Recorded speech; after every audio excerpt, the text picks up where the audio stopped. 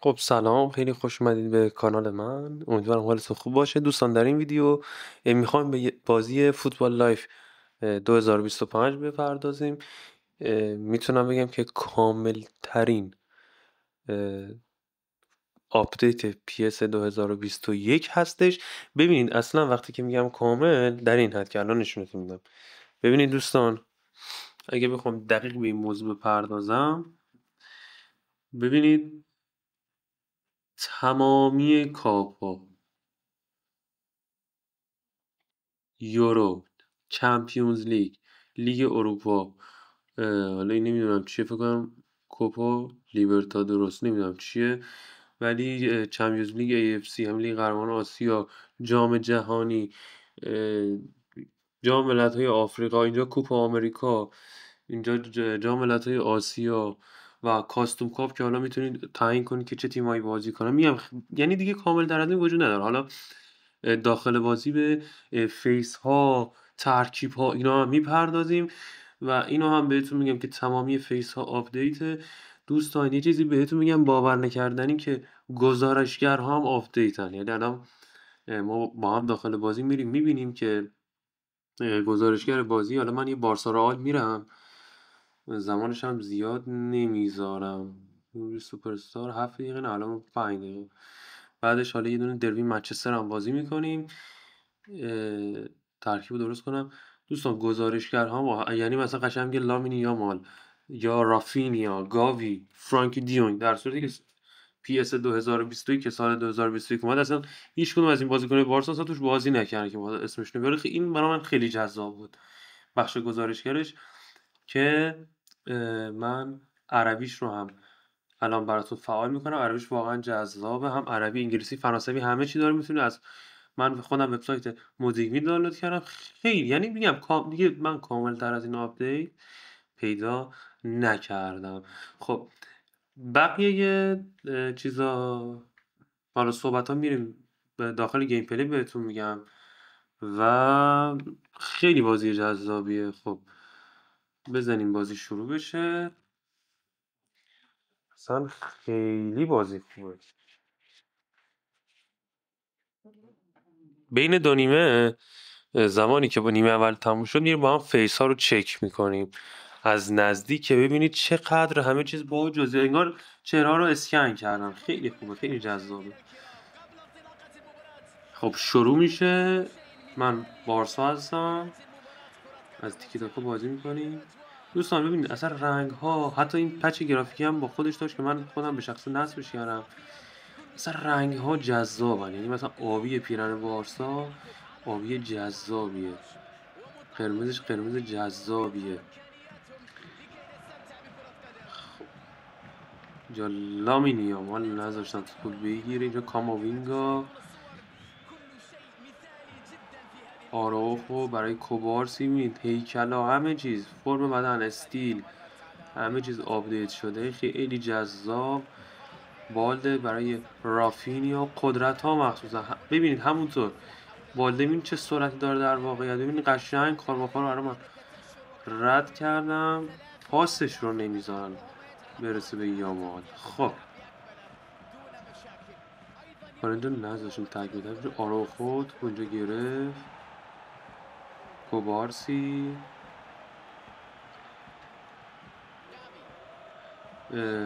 دوستان عزیز چیزم آپدیته، ورزشگاه ها، یعنی حتی ورزشگاه تیمایی که لایسنس نبودن داخل پی اس 2021 نذاشت لطفا بگیره. لواندوفسکی، گاوی برای رافینیا، لوا، یامال برای گاوی. اگه بتونیم یه دریبل بزنیم. خب بازی رو تا الان ندادیم به رئال، نذاشت تو برسه به لواندوفسکی.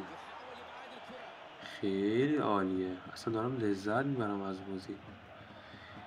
یک آپدیت به قول خودشون گرافیکی هم، یک پچ گرافیکی هم همراه بازیش هست که واقعا بازی رو جذاب میکنه. خیلی خوبه.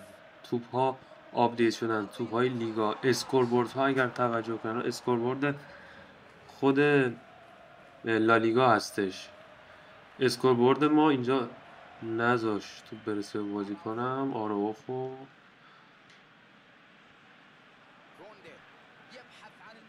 یامال خیلی عالیه داخل این آپدیت.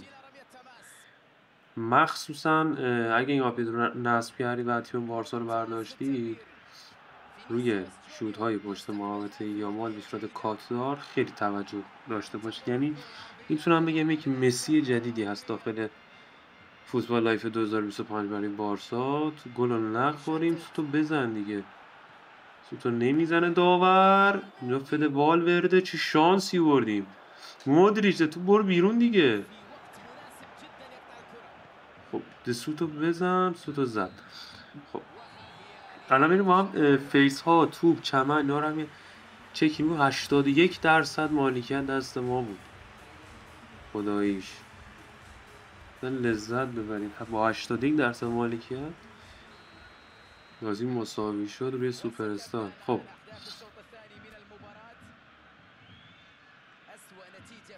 من میخوام توپو بیارم. خب ببینید دوستان ترشتگن همون خودشه با این تغییر که ترشتگن مو کاشته از پارسا. ببینید که فیزی جدیدش هست. جو کوبارسی که هم برنامه کودکی این قابل تشخیص من میگم برنامه کودکه. اینجا آراوخو هم که همون خودش فقط موهاش تغییر کرده داخل این باب. یعنی داخل PS 2021 هم فیسش بود. جولز کنده رو خیلی خوب موهاش رو نگاه کنید، اصلا یه چیز معرکه است. بالده موهاش رو خیلی خوب دارم، ولی چهرهش بدک نیست. دیانگ هم که خیلی جذاب و زیباست، چه در واقعیت چه در بازی. گاوی هم مثل انیمیشن هاست خدا وکیلی. خب پدری چشاش رو باز کنیم. پدری هم خداییش خیلی خوبه، اصلا موهاش هم خیلی خوب در آوردن. و اینم لامین یامال اصلا عجیب غریب خوبه، خیلی عالیه. خودشه. دوستانی که فن پس هستن یادشونه که هم رافینیاز یادشونه که داخل PS 2017 مثلا نیمار خودش بود. اینجا هم بعضی از بازیکنان رو به این شکل در آوردن. رافینیا لوا هم که همون خودش تغییری نداشته. خب حالا این تیبو کورتوا دروازه‌بان مورد علاقه خودم هست با که طرفدار بارسا. ایدر میلیتائو بچه تتوهاش رو نگاه کنید. تتوهاش همه چیز به جزئیات یعنی خیلی توجه شده. ببینم رودیر بدک نیست و کارواخالی که اصلا تغییر نداشت نسبت به PS 2020 همون خودشه، همون دیتا پک 7 خودشه. فرلامندی هم خداییش خوبه، هم موهاش هم چهرهش هم جزئیات صورت عرقی که روی پیشونیشه. شوامنی خیلی خوب نیست اما خب بد هم نیست، قابل تشخیص هست. لوکا مودریچ که من از PS 2015 ندیدم تغییر داشته باشه، همون خودشه. فده والورده رو داریم، خداییش خوبه، اینا هم بدک نیست، بدی نیست، خوبه. و رودریگو که اصلا خودشه، از موهاش و چشاش و فرم صورتش و رنگ و همه چیز خودشه.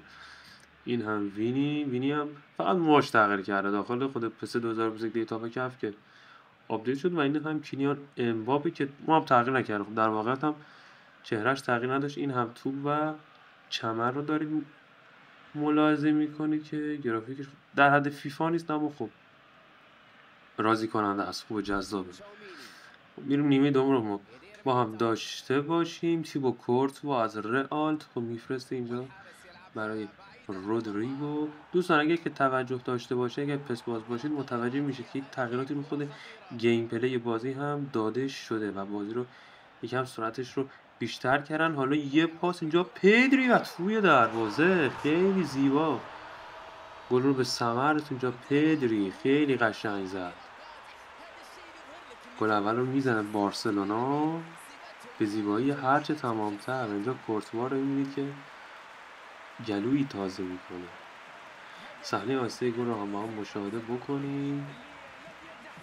هم زیبا زد.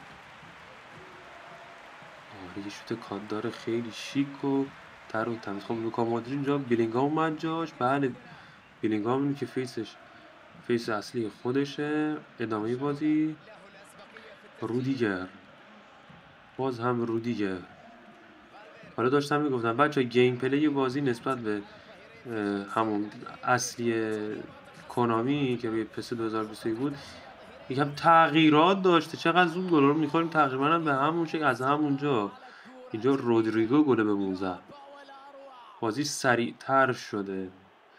نه که فکر کنید مثلا توپ سریعتر به مقصد میرسه، نه، سرعتی تر شده بازی، انتقال توپ سریعتر شده. خیلی زیبا زد رودریگو، واقعا گل زیبایی زد.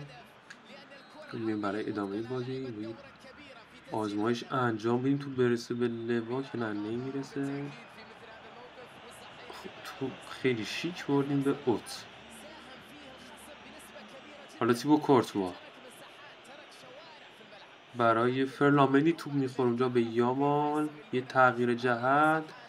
چقدر پاسو بد داد لواندوفسکی. یامال برای لوا و توپی که به تیر دروازه خورد. چطور گلش نکرد لواندوفسکی؟ چه پاسکاری بود خداییش.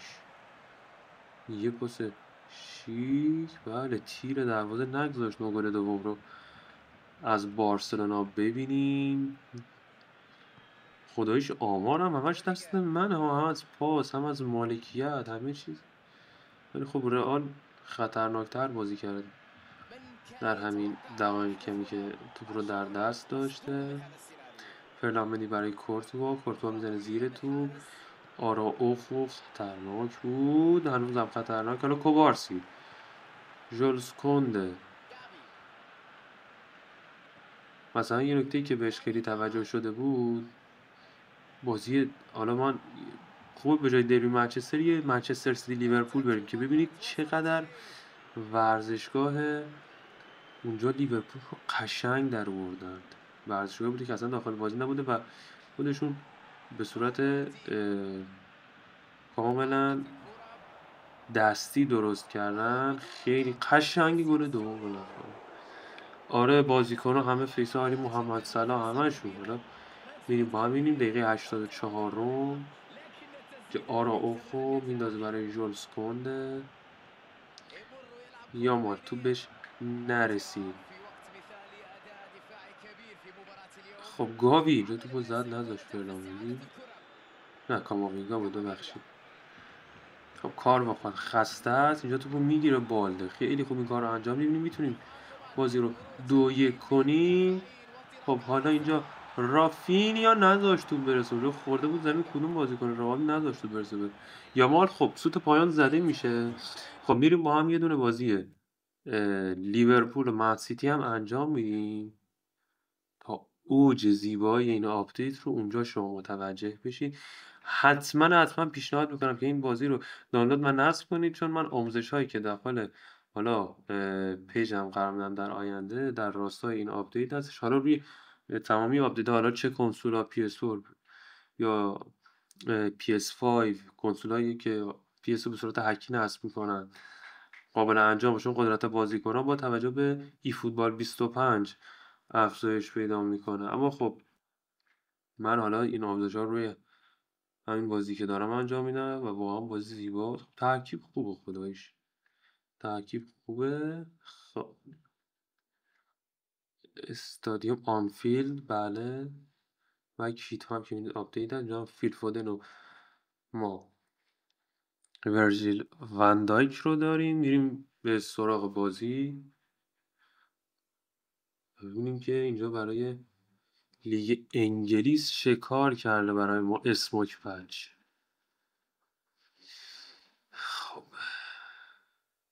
با اینکه حافظم SSD ولی واقعا خب سرعت لودش پایینه. بله میبینید اصلا یه چیز خارق العاده است، خیلی زیباست. اینم اسکوربورد فوق زیبایه پرمیر لیگ، لیگ جزیره. اصلا نگاه کنید واقعا عجیبه. اینقدر آپدیت عالی آنفیلد رو میبینید. یکی از نکته‌های مثبتی که حالا هم ببین چمن رو نگاه، انگار موکته، خیلی زیبا. یکی از نکته‌های مثبتی که همیشه PS داشته به نسبت به فیفا داشته اینه که حالا پچ نصب کردن، آپدیت توسط گروه‌های ویرایش بازی‌ها خیلی راحت‌تر نسبت به فیفا. به خاطر همینه که می‌بینید حتی توی ایران خودمونم فیس خیلی از بازیکن‌ها رو آپدیت شدیم میسازن. الکساندر آرنولد، محمد صلاح یه شوت آردو نرفت توی گل. چقدر زیبا، چقدر زیبا. خب فیسشون هم حالا با هم یه نگاهی میندازیم سریع بین دو نیمه. توپ رو زد اوت، نه اوت نشد، نذاش اوت بشه. اینجا ناتاناکه توپو گرفت برای ساوینیو کوین دبروین کاپیتان برای هالند. اونجا صاحب توپ که فیل فودن رو شانس بردیم که اونجا رابرتسون فنر رو تکیه داد و نتونست پاسش رو مقصد برسه. فیل فودن لیورپول خیلی خوبه داخل این آپدیت. من فرم بازیش سبک این بازیکن‌ها ندیده همون میشه. خب چش کردیم لیورپول رو گل نخوردیم. آلیسون بیکر توپ ساوینیو رو گرفت. مالکیت 62% لیورپول، ولی خب سیتی هم یه موقعیت خطرناک داشت. حالا لوئیس دیاز بازیکن کلمبیایی لیورپول که این روزها داره میدرخشه در تیم قرمز پوش آنفیلد. حالا اونجا هالند خب تو از بین پاهاش رد داد. حالا نمیدونم فلسفه این کارش چی بود. اندو الکساندر آرنولد. حالا خود الکساندر آرنولد پاس ها خیلی سریع شده. اصلا بعضی پاس ها واقعا عجیب غریب تاله این حالا یه باگو داره. امیدوارم که آپدیت که میده، یعنی همین الانش که من دارم این ویدیو برای شما میگیرم 3 تا آپدیت براشون، یه آپدیت 1، آپدیت 1.5، یه آپدیت 2 و احتمال آپدیت های دیگه هم برای برطرف کردن باگ های دیگهش بیاد، احتمال زیاد. الکساندر آرنولد، محمد صلاح پاسش نرسیده مقصد. واقعا ای آیه یا هوش مصنوعیه. پس یه جاهایی خیلی گیج میزنه، یعنی من قشنگ مثلا پاسو میدم بالا، پاسو میده روبرو، بعضی وقتا واقعا گیج میزنه داخل حتی نسخه اصلیش. خب نیمه اول 0-0 تموم شد. میریم سراغ نیمه دوم. قبل از اینکه حالا با هم بازی رو شروع کنیم من یه بررسی ریز باتون انجام بدم. یه ایراد دیگه هم که داره، چمن عوض میشه نیمه دوم، رنگش به کل تغییر میکنه، نمیدونم علتش چیه. خب اینجا آلیسون بکر رو داریم، فیسش واقعا خوبه. اوپامکانو بدک واقعا میشه اینه، چشاشو نگاه کنید، موهای رنجول فنداگ. آرنولد یا رابرتسون، چقدر موهای رابرتسون خوبه، خیلی موهاشو خوب درمانه اگر توجه کنید. اینجا اندورو داریم. خب اینم باور نمیشناسمش، ولی موهاشو خیلی خوب درموندن. خب اینم مکا آلیسره، اینم واقعا خیلی عالی. پیداش محمد صلاح فیس جدیدشه با موهای تراشیده. لوئیس دیاز چشاش بسته است و باز میکنه. داروین نونیز سامورای لیورپول که یه موقعیتایی رو که باید گل نمیکنه، یه موقعیتایی رو گل میکنه که رونالدو نازاریو هم زمان بازیش گل نمیکنه. اینم ادرسون مارز خوب خداییش. ناتاناکه ببخشید آکانجی. روبن دیاز بدک نیست. ریکو لویز. این ناتاناکه است که خوبه، اینم خیلی خوبه. اینم نمیدونم کی نوشته، نیکو گونزالز، حالا نمیدونم کی. رودری رو فیکسش بدک نیست، ولی خب بدن هم نیست، خیلی بار تلاش نکردم فیزش. اینم کوین دی بروینه، احتمالاً کسی که فیز رودری رو درست کرده طرفدار رئال بوده. کوین دی بروینه هم خوبه و اینم فیل فودن و ساوینیویی که با هم میبینیم که فیزش بعد به گوشاش حالا نمیدونم خوبه، حالا خوب. ارلینگ هالند فیس جدید با موهای بسته شده، اون هم خوبه. توپ و چمن هم که با هم مشاهده کردیم داخل همون بازی بارسلونا چیزی تغییر نمیکنه. خب میریم به پیشوای نیمه دوم. آکانجی برای کوین دی بروینه، اینجا سعی میکنه هالند رو ثابت کنه.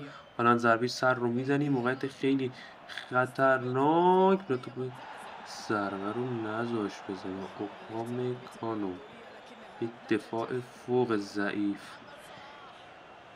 و حرکت نکرد، این در واقع توپ رو زد. هالند برای ریکو لویز، فیل فودن، خطا کاملا واضح بود است. چون اصلا چمن واقعا من نمیدونم فلسفه ای فوتبال چی بود اصلا. آقای کنامی اصلا، یعنی به قول خودمون فاز چی بود؟ میخواستی بیای تمام خاطرات ما پس بازار رو خراب کنی بریم سمت فیفا؟ من از الان خودم یعنی اگه اینترنت بهم قشنگ ای فوتبال بدم حاضر نیستم دانلودش کنم، الکی حجم کامپیوتر خودم رو بگیرم ترجیح میدم برای 2025 این و اف سی 25 رو بازی کنم.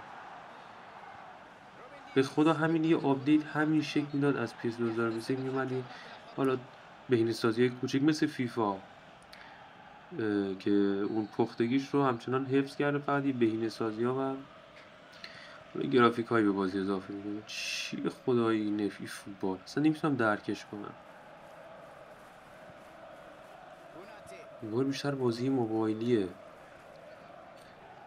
خب روبن کی بود؟